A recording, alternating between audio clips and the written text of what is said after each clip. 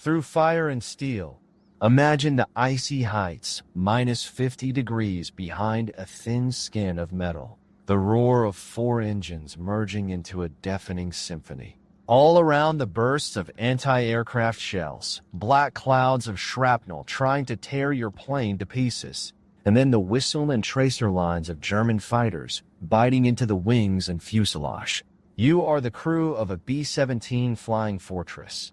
Your task is to fly to Germany and unleash a bomb load on a factory forging weapons for the Wehrmacht. The odds of not returning to base today are almost 30%. Every mission could be your last. But why this particular plane?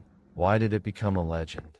And most importantly, is it true that it single-handedly changed the course of the most terrible war in human history?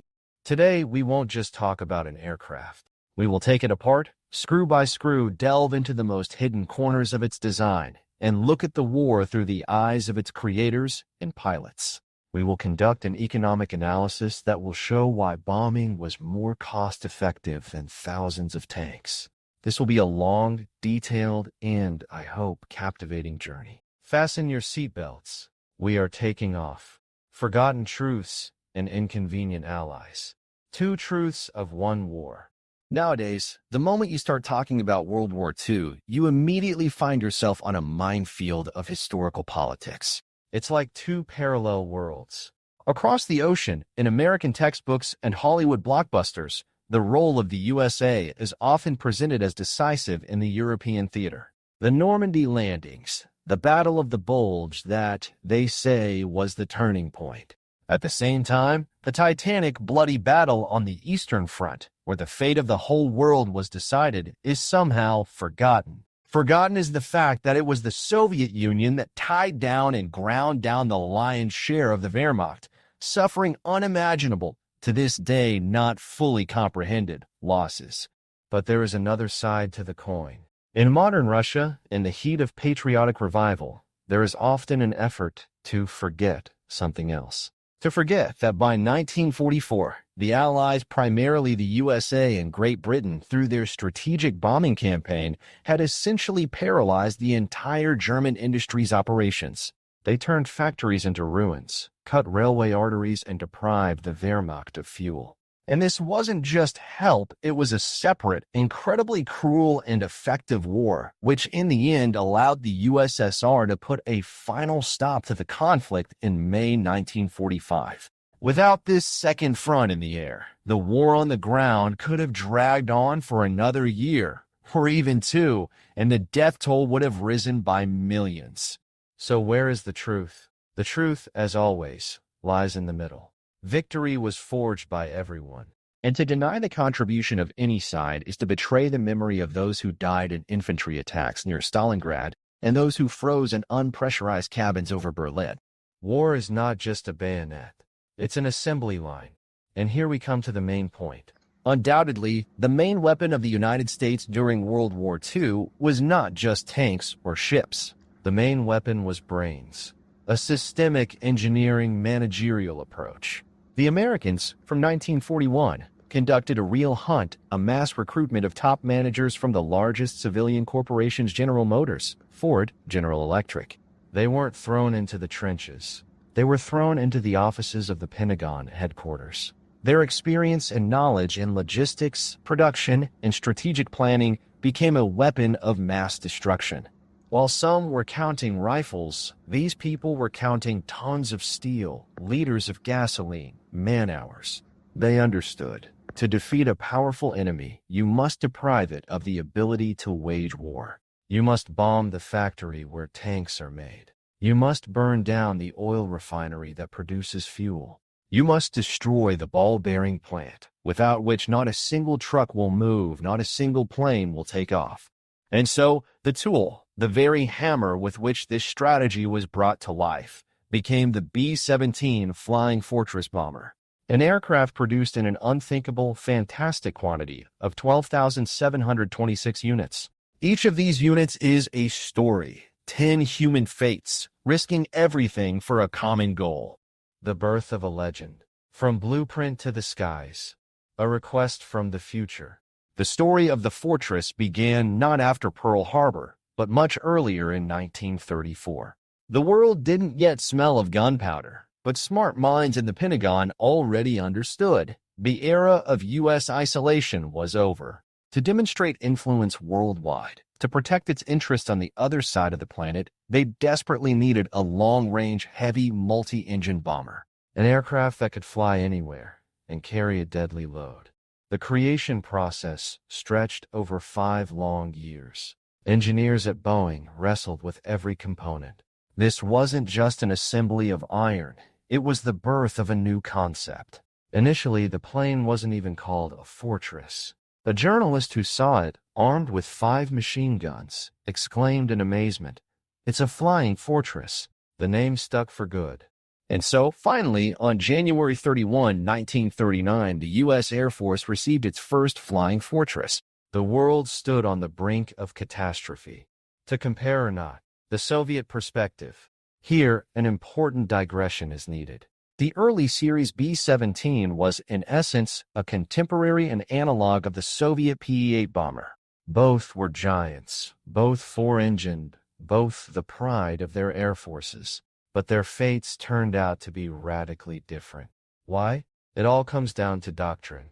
In the USSR in 1941, such a flying fortress in mass quantities was not really needed. The strategy of the Red Army was different. Powerful ground forces, massive tank strikes, a blitzkrieg in reverse. Long-range bomber aviation existed, but it played a supporting role. And when the war began, what was needed were not strategic bombers for strikes on Berlin, although such sorties did happen, but dive bombers like the PE-2 for supporting troops on the front lines and IL-2 attack aircraft, the flying tanks. In the USA, however, after the defeat at Pearl Harbor, when the fleet was weakened, the aircraft came in very handy. The USA is an island nation in a global sense. To strike the enemy, it had to cross oceans.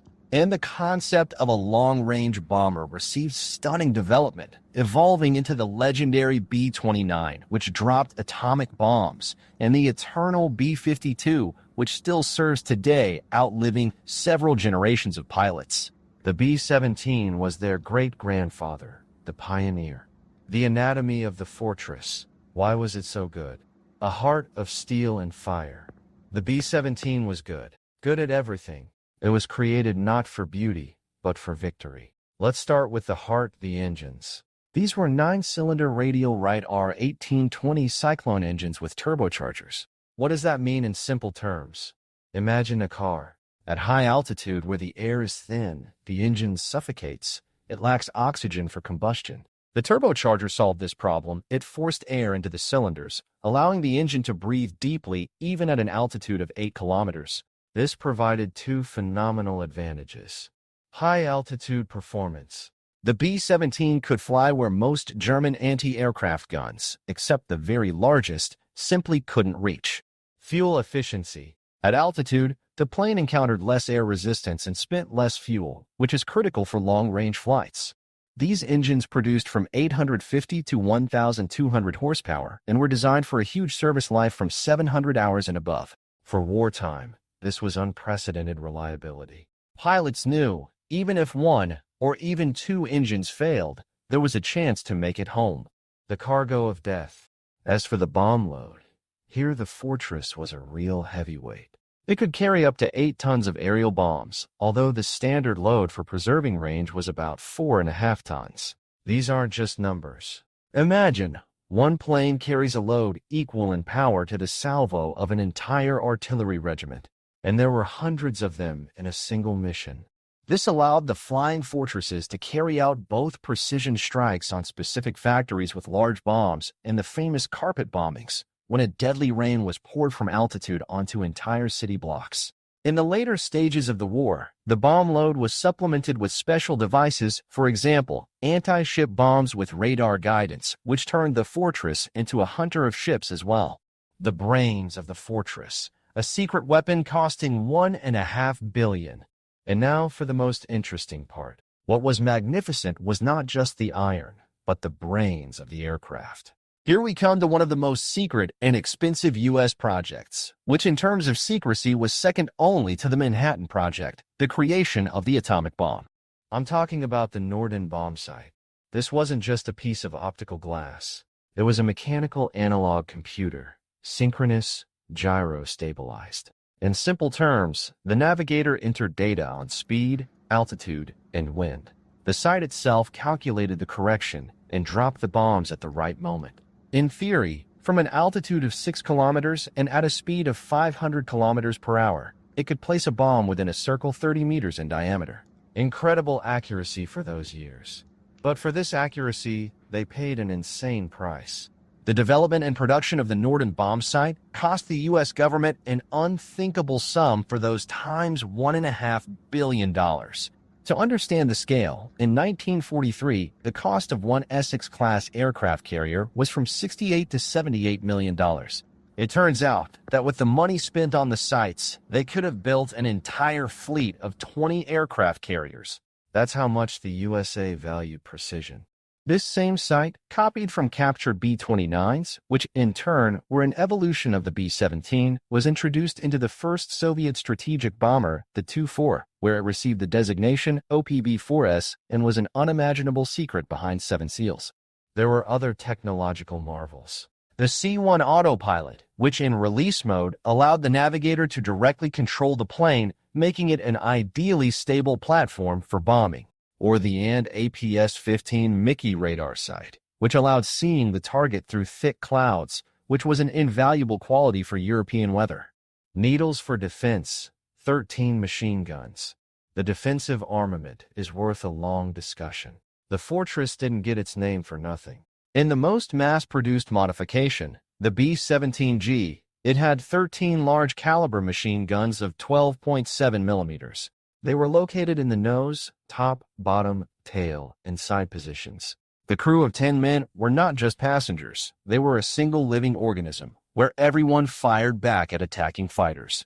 Later, the Germans nicknamed the B-17 formation a flying porcupine. It was incredibly difficult to approach it without losses. Baptism by fire, iron blood and legends. On a wing and a prayer. This famous phrase was sung precisely about the B-17. Its survivability became the stuff of legend. This wasn't just luck. It was the result of brilliant engineering. A robust structure, system redundancy, armored seats for the pilots, it all worked. Hundreds of stories have reached us of fortresses returning to base with half of their tail torn off, with huge holes in the fuselage on 1 out of 4 engines. There were cases when a plane received hundreds, even thousands of hits, but the crew remained alive and brought the machine home. This fostered among the pilots an almost mystical trust in their aircraft. It was not just a machine, it was their home, their fortress, their protector. A game of cat and mouse with the Luftwaffe. The B-17 became the main headache for the German Air Force, the Luftwaffe. Conventional fighters with machine guns often couldn't shoot down the huge bomber. They simply couldn't hit its vital organs. The Germans urgently had to find an answer. They began arming their fighters with 20 and even 30-millimeter cannons. One accurate hit from such a shell could shatter a fortress to pieces. But even this was a half measure. The Germans resorted to a trick. Having a certain number of captured B-17s, they created a special squadron from them. German pilots, virtuosos of their craft, would take these planes into the air, mix with the Allied combat formations, and from within, coordinate the attacks of their fighters. It was a dangerous and sophisticated game. Soon, the American command grew worried and gave the order. Any B-17 behaving strangely, lagging behind, maneuvering differently from the others, was to be destroyed. Imagine the tragedy. You are in your plane, you see the same fortress next to you, and suddenly it starts firing at you. Or at your comrades. War erased all boundaries. The Reich's mischance, the paradox of Wasserfall and V2. And now for one of the most intriguing moments of this entire story. Did you know that by 1943, Germany had the world's first anti-aircraft guided missiles, the Wasserfall, ready for production? They were radar-guided and could have made the flights of the flying fortresses at high altitudes suicidal. Essentially, it would have been the end of strategic bombing as it existed. But history knows no subjunctive mood. The Austrian painter, Adolf Hitler, personally revised the priorities. He was obsessed with the idea of vengeance weapons against London. All resources, all the best minds were thrown into the development of the V-2 ballistic missile. It was a fearsome, but from a military point of view, an absolutely useless weapon. It delivered terrorist strikes on cities, but could not stop the avalanche of bombs falling on German industry. If those resources had been invested in the Wasserfall, but no, the German leadership thought in terms of terror, not defense. And this became one of the key reasons for their defeat in the battle for the skies of Germany. Economic background and analysis, the cost of victory in dollars and tons. Let's distract ourselves for a second from heroism and tragedy and look at the war with a cold economic eye. War is always a question of resources. Cost of one B-17, about $270,000 in 1945 prices. Cost of training a crew, about $150,000. Total U.S. spending on the strategic bombing program, over $40 billion. Effectiveness analysis. Were these costs justified? Let's break it down with an example. Target, the ball bearing plant in Schweinfurt, Germany. Ball bearings, tiny parts without which not a single tank, plane, or truck can operate. In 1943, the Allies carried out several massive raids on Schweinfurt. Allied losses were monstrous. In one of the sorties, 60 bombers were lost, about 600 men killed or captured. Result for Germany, bearing production fell by 70%. This caused a chain reaction. Assembly lines for tanks, aircraft, and automobiles stopped. The Germans had to urgently switch to less efficient plain bearings and bear huge logistical costs for distributing the surviving parts. Conclusion: although the price was terrifyingly high, one such strike was more effective than months of fighting on the ground. The German war machine began to stall, not because it had no soldiers, but because it ran out of fuel, spare parts, and ammunition. Let's compare it with the Eastern Front. The USSR hit the same economic targets, but in a different way through mass offensives, encirclements, and the capture of entire industrial regions. This was a sledgehammer, and the Allies in the sky acted like a scalpel, albeit a very crude one, cutting the arteries of the Reich's economy. Both methods were necessary and complemented each other. The turning point, little friends, and the end of the battle for Germany. Until a certain point, B-17 losses were catastrophic, up to 30% per mission. Imagine the morale of the crews. Every third of your comrades doesn't return. It's a lottery where the ticket runs out too often. The turning point came with the appearance of long-range escort fighters. For a long time, fighters, P-47 Thunderbolts, Spitfires, could only accompany the bombers part of the way, to the border of Germany, and then turn back due to lack of fuel. And that's when the German fighters pounced on the bombers. Everything changed with the arrival of the P-51 Mustang. This fighter, with its aerodynamically clean lines and drop tanks, could fly to Berlin and back. Now the fortresses were not defenseless sheep in a wolf pack. They had little friends, fast, maneuverable fighters that drove away and shot down Messerschmitts and Focke-Wulfs. The result was staggering. Losses fell from 30 to 7%. The sky over Germany was gradually being conquered. By 1944, Allied aviation had total air supremacy, the shadow of the flying fortress in the modern world. The B-17 was an aircraft that didn't just fight. It changed the very doctrine of warfare. It proved that victory is achieved not only on the battlefield, but also on the drawing boards of engineers, in factory workshops, and in the offices of strategists. Bomber crews suffered consistently high losses right up to 1945. Their heroism and self-sacrifice cannot be underestimated. But it was these planes, these 20-year-old boys, who slowly but surely undermined the industrial potential of the Third Reich. They burned out its economic power, without which any army turns into a crowd of armed people.